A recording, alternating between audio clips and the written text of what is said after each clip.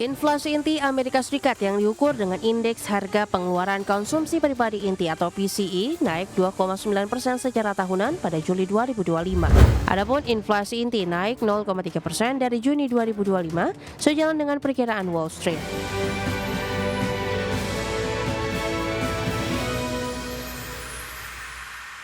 Inflasi inti Amerika Serikat yang diukur dengan indeks harga pengeluaran konsumsi pribadi atau PCE naik 2,9% secara tahunan pada bulan Juli 2025.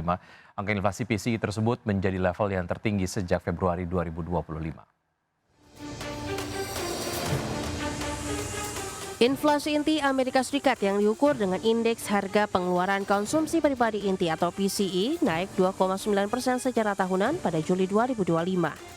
Adapun indeks harga PCE didefinisikan oleh Biro Analisis Ekonomi sebagai ukuran harga yang dibayar oleh penduduk Amerika Serikat untuk barang dan jasa. Akhir pekan lalu, Biro Analisis Ekonomi menyampaikan angka inflasi PCE Amerika Serikat pada Juli menjadi level yang tertinggi sejak Februari 2025. Adapun inflasi inti naik 0,3% dari Juni 2025 sejalan dengan perkiraan Wall Street. Di sisi lain, indeks sentimen konsumen Amerika Serikat yang dirilis oleh Survei Konsumen Universitas Michigan berada di 58,2 pada Agustus 2025. Angka ini turun dari 61,7 pada Juli dan di bawah level 67,9 pada Agustus 2024 lalu. Sementara itu, indeks kondisi ekonomi saat ini atau IEK turun menjadi 61,7 dibandingkan level 68,0 pada Juli dan lebih tinggi dari 61,3 pada Agustus 2024 lalu. Sedangkan indeks ekspektasi konsumen turun menjadi 55,9 dari 57,7 pada Juli dan lebih rendah dari level 72,1 pada Agustus 2024. Berbagai sumber, IDX Channel. Meski mengalami kenaikan dari bulan Juli, aktivitas manufaktur China tercatat kembali mengalami kontraksi pada Agustus 2025. Biro Statistik Nasional China mencatat PMI manufaktur naik tipis menjadi 49,4 pada Agustus 2025 dari 49,3 pada bulan Juli 2025. Aktivitas manufaktur China kembali mengalami kontraksi pada Agustus 2025 dan Biro Statistik Nasional China mencatat PMI manufaktur naik tipis menjadi 49,4 pada Agustus tahun ini dari 49,3 pada bulan Juli tahun ini. Namun angka ini masih berada di bawah ambang batas 50 yang memisahkan ekspansi dan kontraksi serta sedikit di bawah perkiraan konsensus sebesar 49,5 dalam survei Reuters. Hal tersebut menandai pelemahan aktivitas manufaktur China selama 5 bulan berturut-turut dan kondisi ini juga menunjukkan pelaku industri masih menunggu kepastian dari negosiasi dagang dengan Amerika Serikat sedangkan permintaan domestik tetap lesu. Dari pergerakan bursa global, pemirsa, bursa Wall Street berakhir di zona merah pada peragangan di hari Jumat dengan S&P 500 berakhir melemah dari rekor tertinggi dipicu penurunan pada saham Dell, Nvidia, dan emiten terkait dengan kecerdasan buatan. Sementara itu investor mencermati data inflasi yang menunjukkan tarif impor mulai memberikan tekanan kepada harga. Kita akan lihat data selengkapnya untuk penutupan perdagangan di hari Jumat di Bursa Amerika Serikat. S&P 500 turun 0,64% ke level 6.460 sehari setelah mencatatkan rekor penutupan tertinggi. Nasdaq Composite melemah 1,15% ke 21.455 dan indeks Dow Jones Industrial Average turun 0,2% di level 45.544.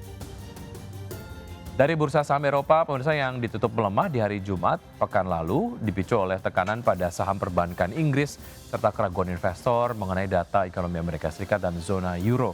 Indeks STOXX 600 turun 0,64% ke posisi 550,14 dan membukukan kerugian mingguan pertama dalam 4 pekan terakhir. DAX Jerman turun 0,57% ke posisi 23.902, FTSE 100 Inggris melemah 0,32% ke level 9.187.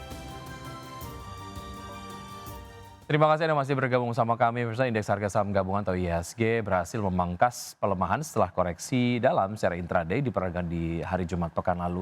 Laju pelemahan terbatas ditopang penguatan saham konglomerasi DSSA dan juga AMMN. Indeks harga saham gabungan atau IHSG ditutup turun dalam 1,53% di 7.830,49 di perdagangan Jumat pekan lalu. Secara intraday IHSG mampu memangkas pelemahan setelah secara intraday IHSG sempat melemah di atas 2% ke level level 7.765,596.